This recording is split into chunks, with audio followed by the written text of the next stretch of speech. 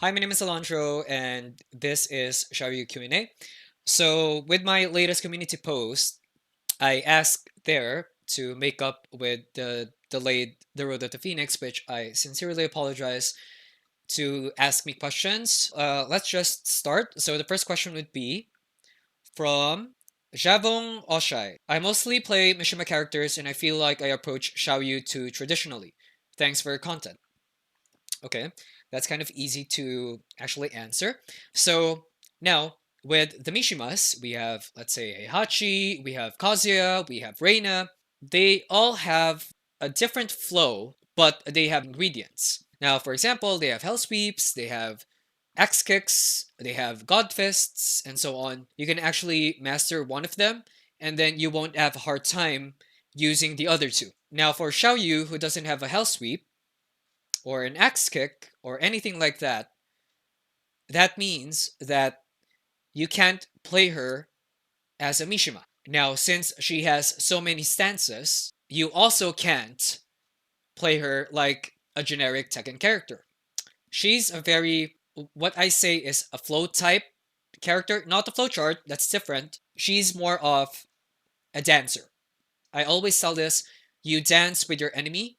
That involves your parries, that involves your stance transitions or anything. Now, if you think that the Mishimas are kind of like straightforward in a way, XIAOYU has a delay. Everything she does in order for you to get good with her needs a delay. And you have lots of options with that delay. So let's say AOP1. AOP1 is this one. With AOP1, you could go for this one. You could go for this one. Now, your delay options would be AOP1 itself because you will be in the while standing state. That means that you can do this. That's a delay. You could go for your AOP1 and then back to Hypnotist, which is another delay. You can also delay it like 2 steps or maybe 3 steps. Right? So it's a matter of having this flow. Now, next one is from Siluhu7056. It's a very familiar name. I actually did a match analysis of his gameplay, so if you want to watch that, it's in the card above. Now, he said frame trap ideas would be cool. Okay, this will, now I will only share a few because I only discovered the term frame traps when I played Tekken 8. So, let's set the enemy to block all. Now, first one would be RDS 1 plus 2, 4. Now, RDS 1 plus 2, 4 on block is 3 plus 3. If you know your frames, if you know your block frames, if you know your plus frames, if you know your hit frames, then this will be easy for you to understand. But I will give some examples. So let's say with my RDS 1 plus 2, 4, I'm at plus 3. If I do RDS 2 to 1, and the enemy will try to jab me, who will get first? Me. Because my RDS 2 is 12 frames, minus 3, it will come out at 9 frames. If the opponent tries to jab, a jab is 10 frames, plus 3, it will become 13 frames. So let's try that. Block all, punish, and then let's set the enemy to jab. Now let's try that. I got first. So now let's say the enemy will deck jab us after a hit, or after a block, sorry. What will happen is, if I do my RDS 2 to 1, since the deck jab is a natural high crush, even if it will start at 14 frames, the enemy will hit me because of the high crush property. Now, if that happens in a fight, you saw them deck jab. What should you do next? What you should do next is to modify it and go with your mid move.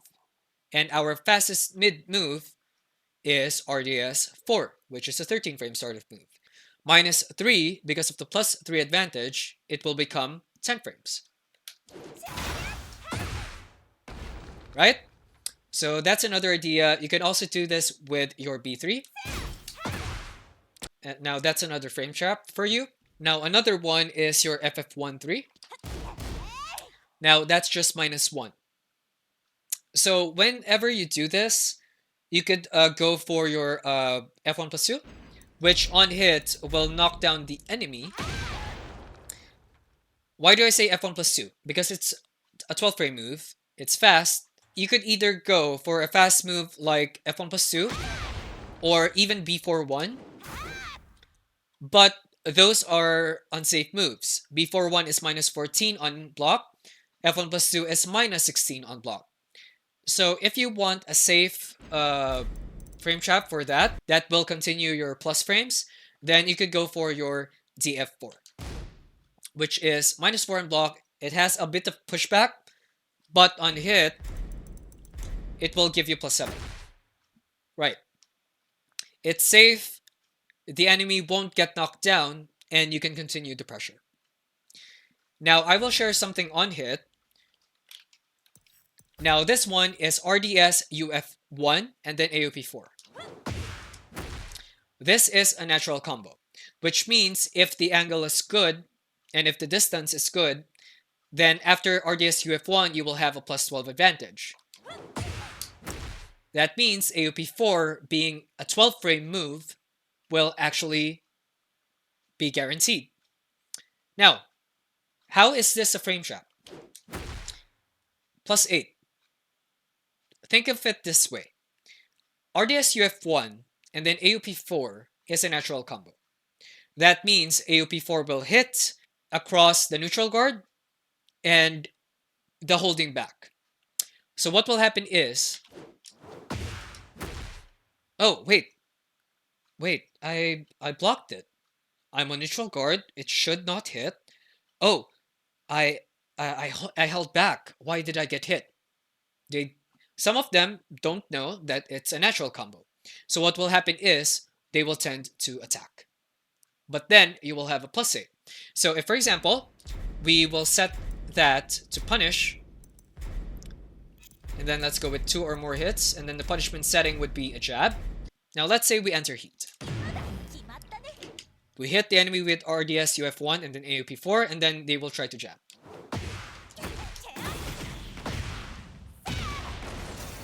Right?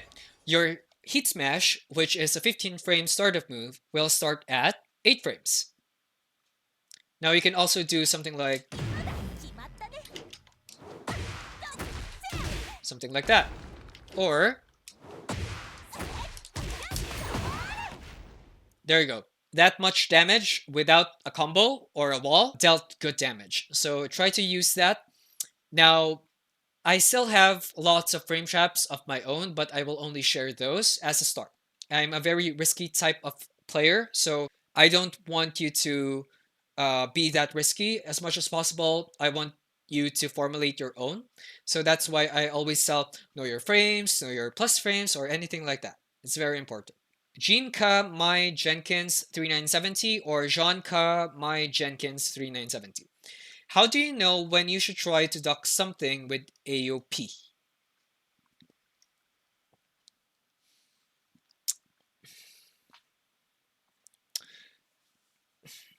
I want to answer this, but there's actually this one secret that answers that question. Like one of the answers.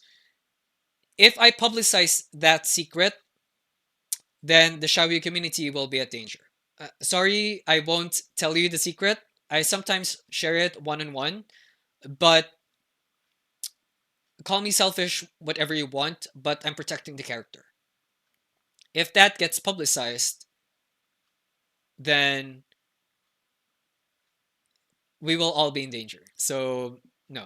What I could tell you is go for my AOP versus specific character video guides on my channel.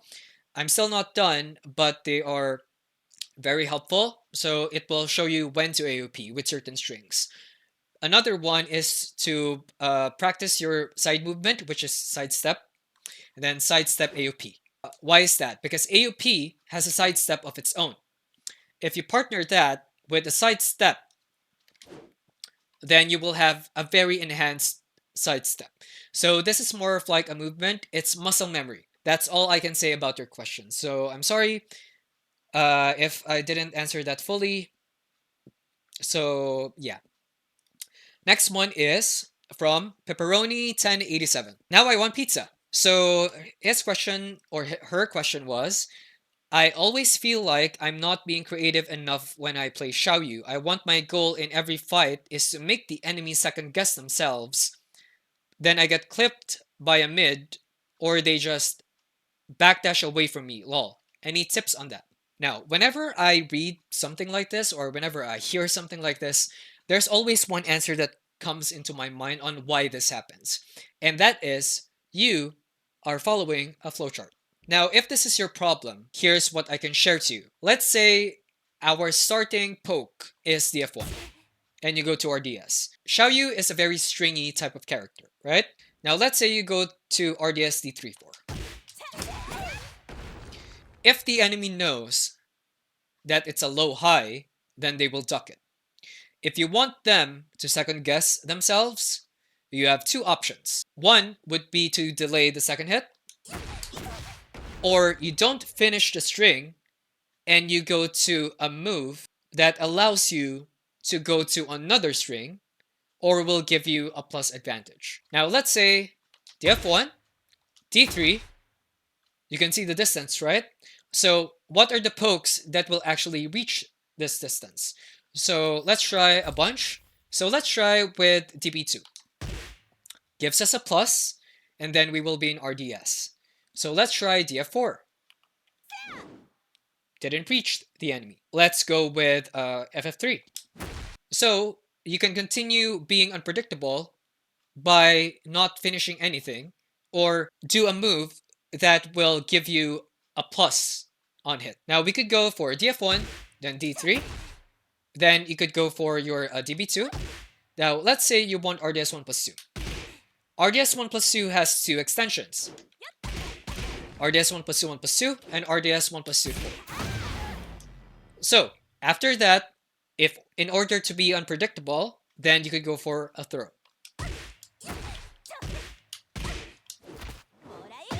Right? So again, one tip that I could give you is to not finish any of your strings if you want to be unpredictable. Now, next one is from Hindachris8768. How to be good as you. I am very sincere when I say this. Whenever there is a YouTuber and they are not established as a good player, like a pro player, a tournament player, wins tournaments or anything, yeah, you can tell that they're good. But some of us creators are not actually good with the game. We are good with the character. Have you seen my replays? I'm very bad with block punishment. I'm very bad with whiff punishment. But I know to myself that I'm good with XIAOYU. I still have lots to learn. How I want to answer this is to reformulate the question to how to be as good as your XIAOYU. That I could answer. I've been playing XIAOYU since Second 3. I started to learn a little bit with Second 4 and Second 5, Second Tag, yeah, but I learned setups and the dancey stuff in Second 6. And then a little bit with Second 7, but I only learned frame data with Second 8.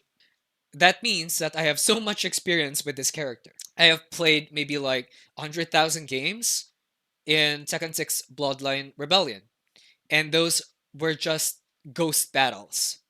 I still play it to arcade, but most of the time, I'm with my PSP 2000. There is like a timeline wherein I kind of studied a certain topic. I was very young. I haven't explored the internet that much or even frames. That took years to master. So for example, when I do this is all natural. Since I'm very comfortable with XIAOYU and I know her concept, I can teach how to play as her.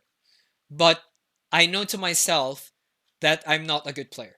One tip that I could give to any XIAOYU players out there is you and your XIAOYU need to be one.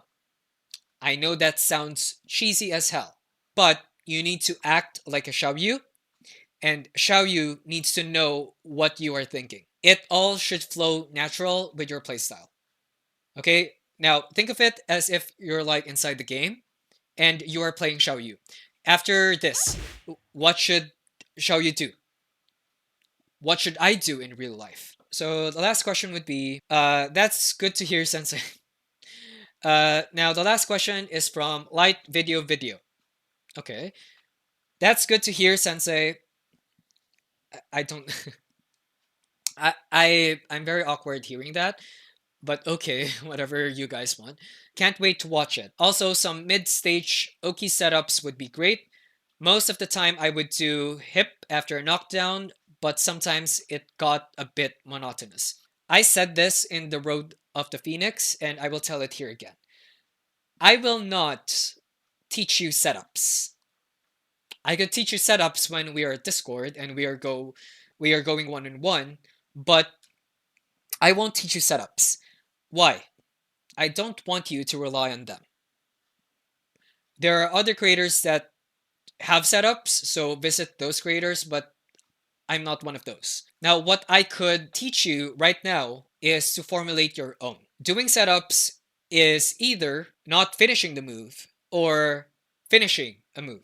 So let's set the enemy to side Ukumi left, and let's do a simple combo.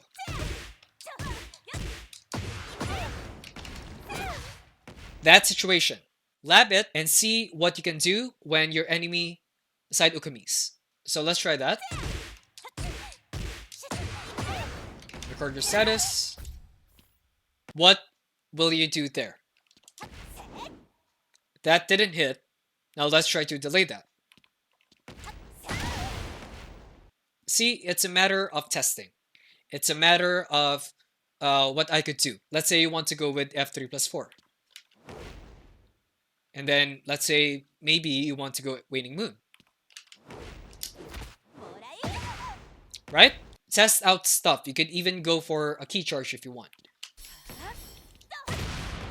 Right? So again, I won't teach like a setup video. I won't be having those because I want you to be able to formulate these on your own. Okay? So that's it for XIAOYU Q&A, guys. I hope I answered your questions. If you have a question, leave it down in the comments, and then if it needs a video, then I'll make it. If not, then I'll just answer it in the comments, okay? So see you in the next video, guys. Bye!